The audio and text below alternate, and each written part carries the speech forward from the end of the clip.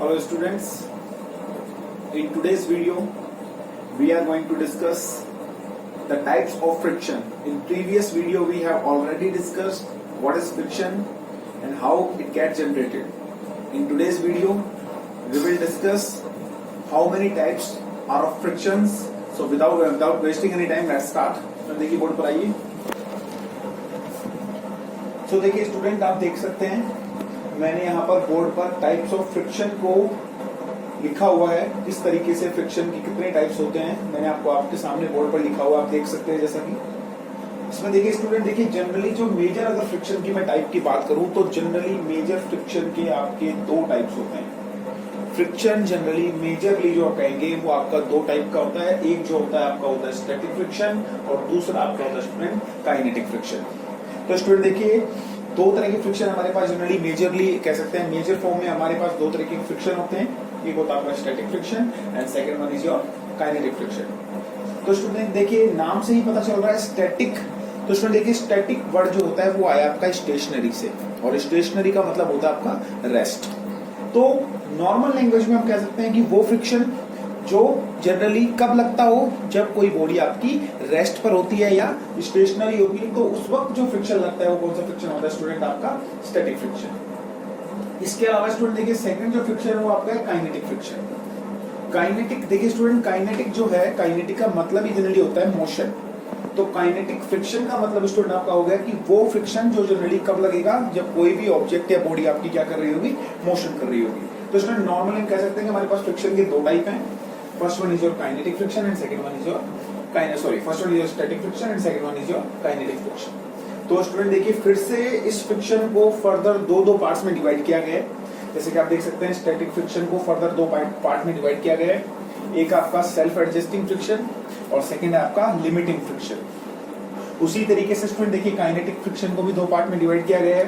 पहला है आपका स्लाइडिंग फ्रिक्शन और तो सेकंड जो है आपका काइनेटिक का टाइप है वो आपका रोलिंग फ्रिक्शन. तो स्टूडेंट देखिए, आप देख सकते हैं आपके पास किस तरीके के, एक बार फिर से एक्सप्लेन करता हूं कि मेजर हमारे पास दो तरह के फ्रिक्शन होते हैं, स्टैटिक और काइनेटिक. स्टैटिक को फर्दर दो पार्ट में डिवाइड करते हैं, सेल्फ एडजस्टिंग और लिमिटिंग में. उसी तरीके से काइनेटिक को दो पार्ट में डिवाइड करते हैं आपका स्लाइडिंग और रोलिंग में. तो देखिए स्टूडेंट, एक एक करके सारे फ्रिक्शंस को आज हम एक्सप्लेन करेंगे कि किस तरीके से ये जनरेट होते हैं और ये कब लगते हैं जनरली. तो सबसे पहले आज हम बात करेंगे आपका स्टैटिक फ्रिक्शन की, कि स्टैटिक फ्रिक्शन क्या होता है. एक बार देखिए, स्टैटिक फ्रिक्शन की मैं आपको डेफिनेशन पढ़ के सुना देता हूँ कि स्टैटिक फ्रिक्शन क्या होता है, फिर मैं आपको उसको एक्सप्लेन करूंगा. तो देखिए स्टूडेंट, स्टैटिक फ्रिक्शन में लिखा हुआ है, देखिए सबसे पहले स्टैटिक को देखेंगे आज हम. The frictional force that exist between the body and the surface so long as they are relative at rest even when the external force acts is called the static friction. फिर से देखिए, एक बार फिर से देखिए स्टूडेंट इसको. The frictional force that exists between the body and the surface so long as they are relative at rest even when the external force acts is called static friction. इसका मतलब क्या है स्टूडेंट? इसके मतलब को मैं आपको एक्सप्लेन करूंगा. स्टूडेंट, स्टैटिक फ्रिक्शन क्या होता है आप नॉर्मली समझिए. मैंने आपको बताया स्टैटिक का मतलब होता है आपका स्टेशनरी. जो स्टैटिक वर्ड है वो आपका स्टेशनरी से आया है, और स्टेशनरी का मतलब होता है स्टूडेंट रेस्ट. कि कोई भी ऑब्जेक्ट जब रेस्ट कर रहा हो उससे कहते हैं स्टेशनरी, या कह सकते हैं आपका स्टैटिक. तो स्टूडेंट देखिए, स्टैटिक फ्रिक्शन क्या होता है. तो स्टूडेंट नाम से ही पता चल रहा है कि वो फ्रिक्शन जो कब लगेगा, किसी भी बॉडी पर कब लगेगा, जब वो क्या कर रही होगी, रेस्ट कर रही होगी. मतलब वो पूरी तरह से रुकी हुई होगी, वो कोई मोशन नहीं कर रही होगी. उस वक्त जो आपका फ्रिक्शन लगेगा उस ऑब्जेक्ट पर वो कहलाएगा आपका स्टैटिक फ्रिक्शन. अब स्टूडेंट देखिए, स्टैटिक फ्रिक्शन अगर मान लीजिए एग्जांपल से आप समझिए स्टूडेंट. मान लीजिए आपके पास ये कोई ऑब्जेक्ट है, मान लीजिए ये हमारे पास ये कोई एक ऑब्जेक्ट है, और इस ऑब्जेक्ट को अगर मैं देखूं तो फिलहाल ये ऑब्जेक्ट आपका स्टेशनरी कंडीशन पर है, रेस्ट की कंडीशन पर है, ये रुका हुआ है. अब स्टूडेंट देखिए, इस ऑब्जेक्ट को अगर मैं देखूं तो ये रुका हुआ है, ये कोई मोशन नहीं कर रहा है. तो स्टूडेंट इसके ऊपर जो फ्रिक्शन फिलहाल लग रहा है वो फ्रिक्शन कौन सा फ्रिक्शन है? आपका स्टैटिक फ्रिक्शन है. अब स्टूडेंट देखिए, मैं इसके ऊपर एक फोर्स लगा रहा हूं. मैं मान लीजिए इस पर कुछ फोर्स लगाता हूं, मान लीजिए 1 न्यूटन, 2 न्यूटन, 3 न्यूटन. लेकिन अब भी ये स्टूडेंट ऑब्जेक्ट में देख पा रहा हूं कि अब भी क्या कर रहा है, अब भी ये रेस्ट की कंडीशन पर है. मतलब एक ऑब्जेक्ट जो कि रुका हुआ है, भले ही मैं उस पर फोर्स लगा रहा हूं, एक ऑब्जेक्ट जो कि रेस्ट कंडीशन पर है और मैं उस पर फोर्स भी लगा रहा हूं, लेकिन फिर भी वो मोशन नहीं कर रहा है, फिर भी वो फोर्स लगाने के बाद भी वो ऑब्जेक्ट आपका क्या करता है, रेस्ट पर ही रहता है। तो उस कंडीशन में, उस रेस्ट की कंडीशन में उस ऑब्जेक्ट पर जो फ्रिक्शन लगेगा स्टूडेंट, वो फ्रिक्शन आपका कहलाएगा स्टैटिक फ्रिक्शन। तो आप नॉर्मली कह सकते हैं कि जब कोई ऑब्जेक्ट रेस्ट की कंडीशन में होता है, मतलब वो नहीं चलता है, स्टेशनरी होता है, उस वक्त जो फ्रिक्शन लगता है वो फ्रिक्शन कहलाता है आपका स्टेशनरी फ्रिक्शन। अब देखिए स्टूडेंट, इस स्टेशनरी फ्रिक्शन को भी और अच्छे से समझने के लिए इसको फर्दर दो पार्ट में डिवाइड किया गया है। एक आपका होता है सेल्फ एडजस्टिंग फ्रिक्शन, क्योंकि मैंने आपको पहले भी बता दिया है प्रीवियस वीडियो में कि फ्रिक्शन आपका सेल्फ एडजस्टिंग फोर्स है। तो फ्रिक्शन को, स्टैटिक फ्रिक्शन को अच्छे से एक्सप्लेन करने के लिए इसको फर्दर दो पार्ट्स में डिवाइड किया गया है। एक आपका होता है स्टूडेंट सेल्फ एडजस्टिंग, जिसका दूसरा नाम है स्टूडेंट ऑटो एडजस्टिंग। आप सेल्फ एडजस्टिंग कह दीजिए या आप ऑटो एडजस्टिंग भी बोल सकते हैं। तो एक फ्रिक्शन जो होता है और स्टैटिक का सेल्फ एडजस्टिंग, ऑटो एडजस्टिंग, और दूसरा होता है आपका लिमिटिंग। अब इसमें देखिए सेल्फ एडजस्टिंग फ्रिक्शन क्या है और ये ऑटो एडजस्टिंग फ्रिक्शन क्या है, इसको मैं आपको एक बार एक्सप्लेन करता हूं बोर्ड पर। प्लीज आइए मेरे पास, देखिए बोर्ड पर देखिए आप इसको देखिए। तो देखिए स्टूडेंट, सेल्फ एडजस्टिंग फ्रिक्शन की मैंने डेफिनेशन लिखी हुई है। क्या होता है मैं आपको एक्सप्लेन करूंगा, एक बार डेफिनेशन देखिए। सेल्फ एडजस्टिंग और auto adjusting friction can adjust its magnitude and direction as required to make applied force zero. इसका मतलब क्या है स्टूडेंट, इसका मतलब आप समझेंगे। देखिए इसका मतलब क्या है स्टूडेंट, एक बार समझ लीजिए इसके मतलब को क्या है। मैं आपको इसको डायग्राम से समझाता हूँ इसका मतलब क्या है। मैं इसको रफ कर रहा हूँ एक बार के लिए। देखिए स्टूडेंट, क्या होता है आपका सेल्फ एडजस्टिंग फ्रिक्शन क्या होता है, एक बार इसको एक्सप्लेन कर रहा हूँ, एक बार समझिए इसको। मान लीजिए स्टूडेंट कि ये कोई सरफेस है और इस सरफेस के ऊपर स्टूडेंट मैं मान लेता हूँ कि मेरा कोई एक ऑब्जेक्ट रखा हुआ है। मान लीजिए कि इस ऑब्जेक्ट को मैंने सरफेस पर रखा हुआ है। मान लीजिए ये कोई सरफेस है, फिर से मैं बनाता हूँ इसको। मान लीजिए ये एक सरफेस है और इस सरफेस के ऊपर स्टूडेंट मैं मान लेता हूँ कि कोई एक मैंने ऑब्जेक्ट या कोई भी एक बॉक्स वगैरह इस पर रखा हुआ है। ठीक है स्टूडेंट, मैंने यहाँ पर सरफेस पर एक बॉक्स रखा हुआ है, समझ रहे हैं। ये नीचे वाली आपकी सरफेस है, this is your surface and this one is body. समझ पा रहे हैं स्टूडेंट कि ये कोई सरफेस पर मैंने एक बॉडी रखी हुई है और मैं मान लेता हूँ स्टूडेंट इसका, इस बॉडी का जो मास है वो कुछ देर के लिए, मैं एग्जांपल के लिए मैं अज्यूम कर लेता हूँ इसका मास m है। समझ पा रहे हैं स्टूडेंट, इस बॉडी का जो मास है वो मैं मान लेता हूँ m है। अब स्टूडेंट देखिए, अब आप समझिए इसको कि सेल्फ एडजस्टिंग या ऑटो एडजस्टिंग फ्रिक्शन क्या होता है। इसको आप एक्सप्लेन मैं कर रहा हूँ, समझिए अच्छे से, कोशिश करिए समझने की। देखिए स्टूडेंट, ये मेरे पास एक बॉक्स है। मान लीजिए कि मैं इस पर एक फोर्स अप्लाई करता हूं, इस पर मैं एक अप्लाइड फोर्स लगाता हूं। अप्लाइड फोर्स को कैपिटल F से लिखते हैं, मैंने आपको बता रखा है। तो मान लीजिए स्टूडेंट, मैंने इस बॉक्स के ऊपर 1 न्यूटन का फोर्स लगाया। एक बॉक्स को मैंने एक सरफेस पर रखा है और उस पर मैं 1 न्यूटन का फोर्स लगा रहा हूं। और स्टूडेंट, जब मैं इस पर 1 न्यूटन का फोर्स लगा रहा हूं तो मैं देखता हूं कि 1 न्यूटन का फोर्स लगाने पर ये जो बॉक्स है वो मूव नहीं करता है, वो रेस्ट पर रहता है।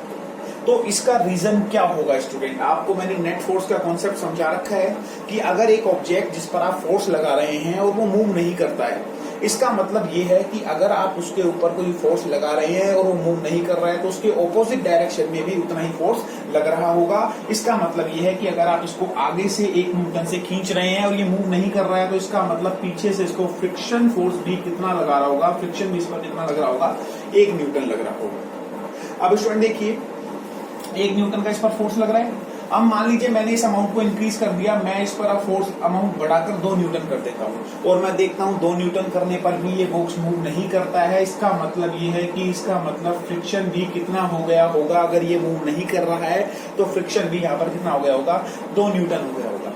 इसी तरीके से स्टूडेंट, मैं फिर से फोर्स की वैल्यू 3 न्यूटन करता हूँ और मैं देखता हूँ 3 न्यूटन से इसको धक्का देने पर, 3 न्यूटन से इसको फोर्स लगाने पर ये बॉक्स अब भी आपका क्या करता है, ये आपका रेस्ट पे रहता है, ये अब भी मूव नहीं करता है। इसका मतलब साफ है कि फ्रिक्शन भी कितना हो गया होगा, आपका 3 न्यूटन हो गया होगा।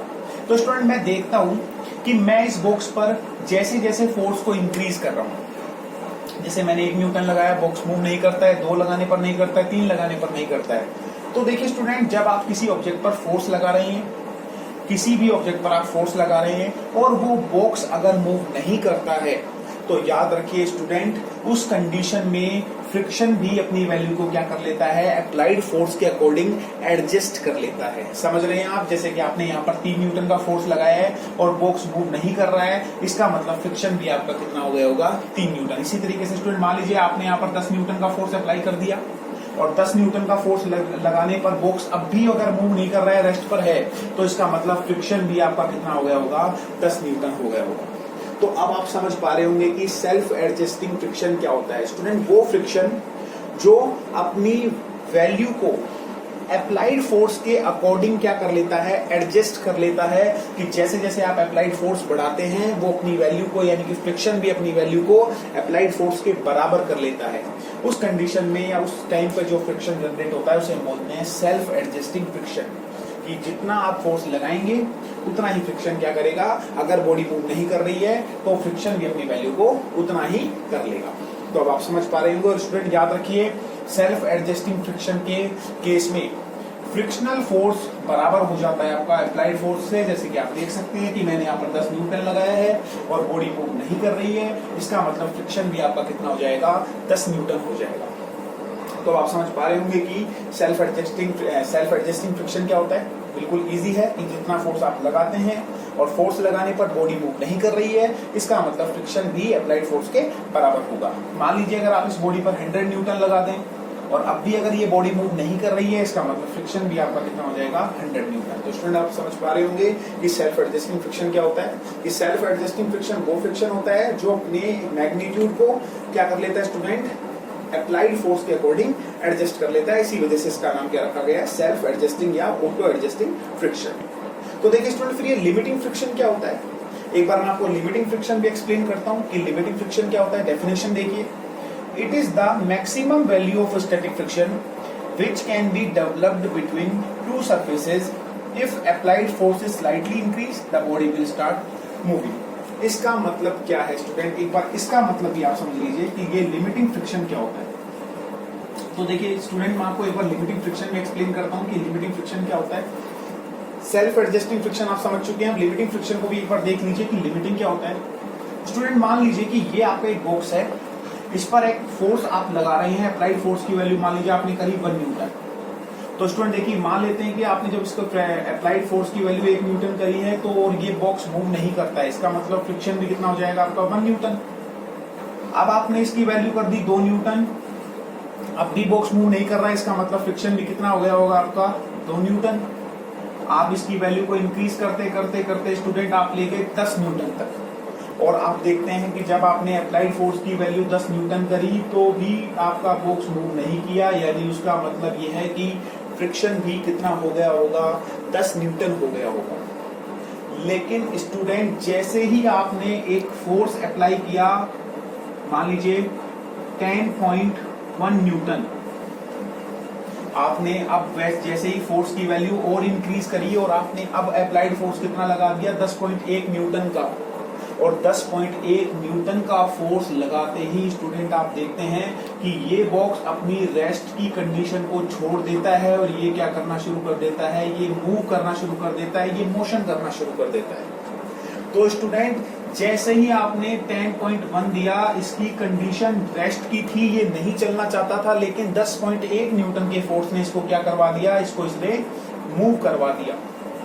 तो स्टूडेंट, ये ऑब्जेक्ट अपने आप को कितनी न्यूटन तक चलने से रोक सकता था, आप मुझे बताइए, कितने न्यूटन तक ये नहीं चल रहा था। तो स्टूडेंट, ये 10 न्यूटन तक नहीं चल रहा था, 10 न्यूटन लगाने पर ये बॉक्स मूव नहीं कर रहा था, लेकिन 10.1 लगाने से ये बॉक्स मूव कर गया है, ये बॉक्स इजीली मूव कर गया है।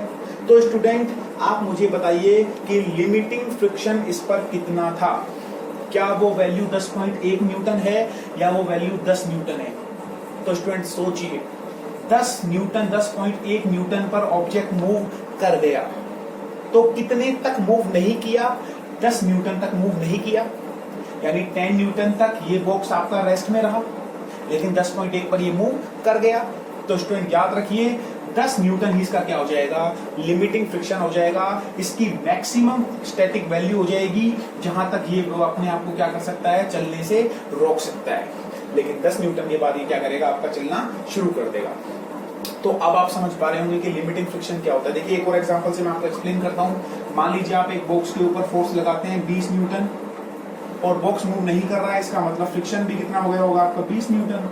इसी तरीके से आप फोर्स लगाते हैं 50 न्यूटन, बॉक्स मूव नहीं करता है, इसका मतलब फ्रिक्शन भी कितना हो गया होगा 50 न्यूटन।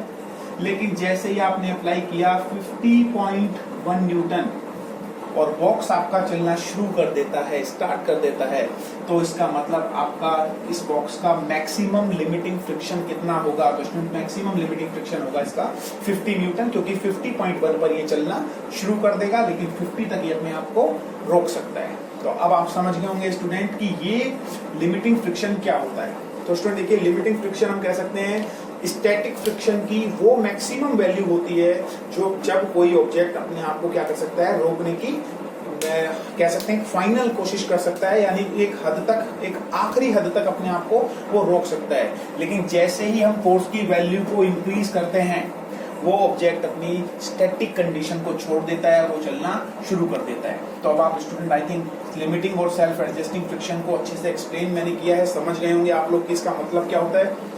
तो स्टूडेंट आप समझ गए होंगे स्टैटिक और सेल्फ एडजस्टिंग और लिमिटिंग फ्रिक्शन में क्या डिफरेंस होता है।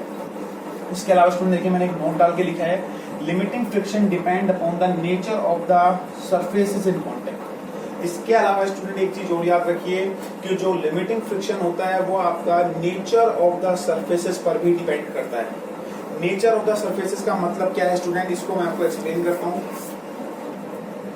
स्टूडेंट देखिए, नेचर ऑफ द सरफेस पर लिमिटिंग फ्रिक्शन कैसे डिपेंड करता है। मान लीजिए स्टूडेंट कि आपने यहाँ पर ये मान लीजिए कोई सरफेस है, और मान लीजिए स्टूडेंट ये जो सरफेस है वो वुड की सरफेस है, और मान लीजिए इस वुड की सरफेस के ऊपर आप एक कोई भी मान लीजिए स्टूडेंट आप एक मान लीजिए प्लास्टिक का टुकड़ा रखते हैं, और मान लीजिए कोई सरफेस इस तरीके से है, थोड़ी इंक्लाइंड सरफेस है, और मान लीजिए इस इंक्लाइंड सरफेस पर आप एक कोई मान लीजिए लकड़ी का टुकड़ा रखते हैं।